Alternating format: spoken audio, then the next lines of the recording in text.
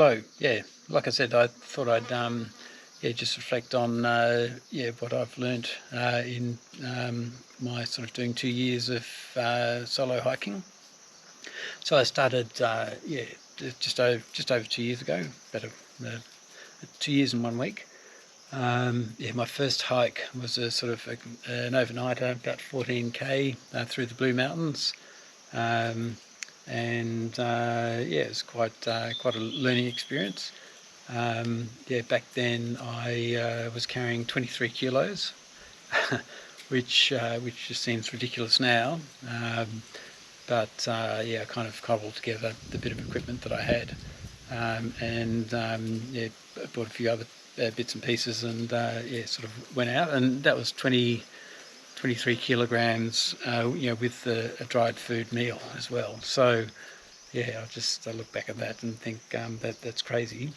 So over the 2 years, I've collected quite a bit more, or quite a lot, of ultralight hiking gear, and probably give or take 100 grams or so. I've probably got about the lightest stuff that I can find on the market. In terms of backpacks and sleeping bags and sleeping mats and all of those essentials.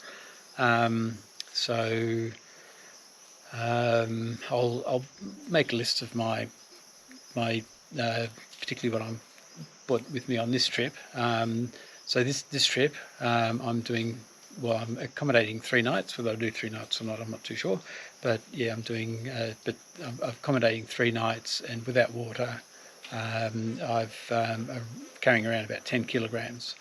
So the 23 kilograms of my first hike probably would have had probably about 3 litres of water. So I've managed to halve my weight in what I'm carrying over the 2-year period, and that's through definitely buying light stuff. I've got titanium, everything that can be titanium. I've got down, sleeping bag, and really light sleeping mat now, and so that definitely helps. The other big factor in how I got from let's say 20 to 10 kilograms is I just don't bring so much stuff, and particularly this hike, because I did want to go light. I've not bought quite a few things that I would typically bring. And most of those are, well, in fact, all of those are luxuries, to be honest. So I've probably not bought around about 2 kilograms worth of stuff, which you probably consider a luxury. And I think there's a big trade-off in what you bring, and you sort of what you're trying to do to get to ultralight. In terms of how much you're willing to carry, and comfort and safety as well. So if you want to bring a decent first aid kit, for example, I've got 2 snake bandages, which is the recommended amount of snake bandages you should carry. So I carry that. I carry a full first aid kit, so I don't really compromise too much on that. But certainly I've had to compromise on comfort, and one of those is impacting my backside right now, is that I didn't bring my chair. Now, I love my chair. It's 510 grams. I thought with this particular trip, if I'm going to do lots of scrambling and climbing up the castle, just really compromised on that. So I haven't got my beloved chair. And there's a few other sort of bits and pieces. The other thing I think which impacts how ultralight you can go is really how you're planning on doing your camping. So, for example, on this camp, to get to 10 kilograms for 3 nights worth of food, 3 breakfasts, is I've got freeze-dried meals for every meal. Muesli for breakfast. So if you go freeze-dried, you've got much more ability to drop the weight. So I think the Radix meals, I've got around about 300 or 400 grams each.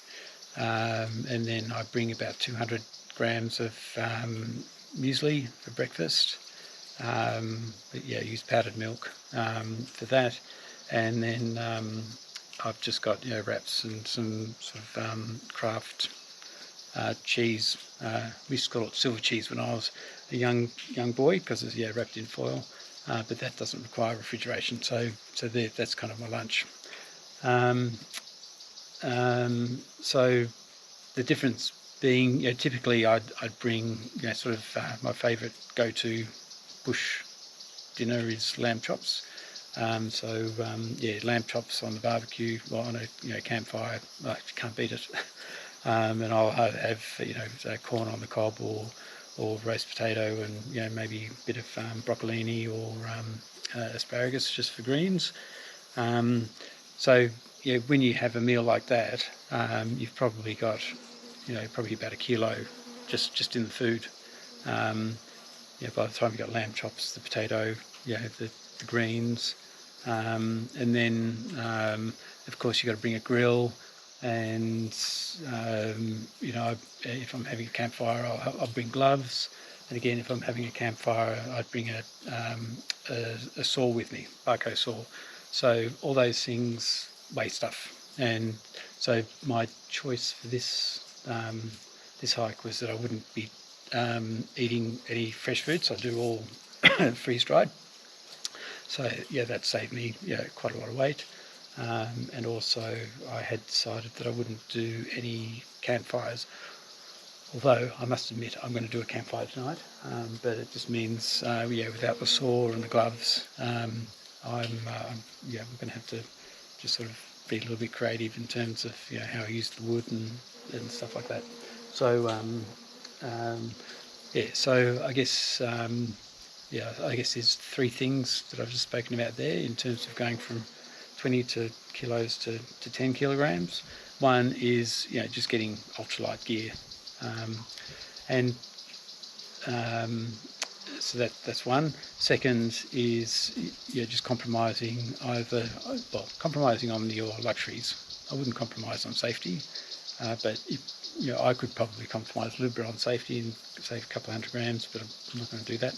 So you compromise, and the third thing is just doing it differently. So rather than having a campfire barbecue, just do freeze-dried stuff, and just do things differently.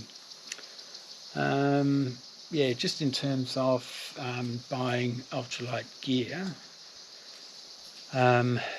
my garage is a sort of a bit of a graveyard of me buying things that sort of get progressively lighter and smaller. So I've got about 5 sleeping mats. I've got one of which I would always use because it's more a winter mat. The other ones will be wasting money or no longer going to use them again. I've got a couple of sleeping bags or hammocks, not sleeping hammocks, a couple of quilts that I probably won't use. I've got a particularly lightweight one for summer which I probably would use, but there's a few others I probably wouldn't bother, and there's a sleeping bag that I bought which I probably won't use again. I've spent an awful lot of money buying stuff that I've kind of got something better, lighter and more compact.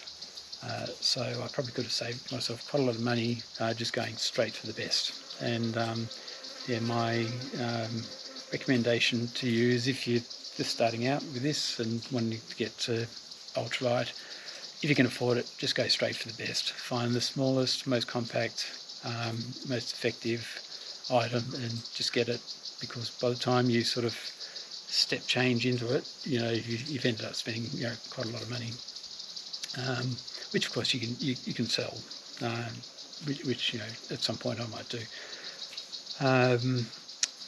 I think that's probably about all I can say on that. So it's definitely been a journey. So 2 years, I'd still consider myself a bit of a novice of doing this. So my first trip was yeah, quite challenging.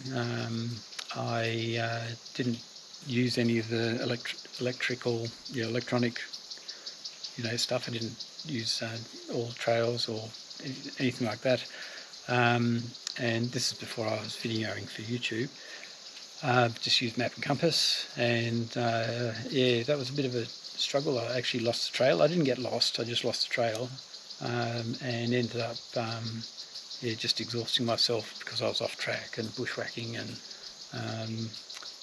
didn't have too much fun there. That sort of led to a little bit of poor decision making, and actually I I wasn't close to drowning, but I did have the problems from crossing some water and ended up in the water with my backpack on, and it was pushing me under the water, and yeah, it's a bit of a scary moment. So I've got a bit of a phobia around crossing water, which is probably a healthy phobia. And I also really hate, my biggest fear in solo hiking is losing the track. I think it's really unlikely to get lost, because I've got the electronics gear and I've got a fairly good sense of direction and where I am. So it's not. I think I'd be pretty unlikely to lose myself, but I do get worried about just missing the track. And yeah, missing the track means you're probably bushwhacking or going where other people haven't, and therefore it's just going to be harder, more exhausting. It uses up a lot of energy, and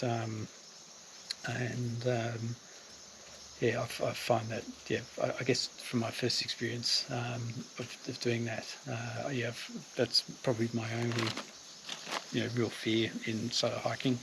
I don't mind the solitude or being by myself. Every now and then it freaks me out to think I'm the only one around here, and if something went wrong, it's just me.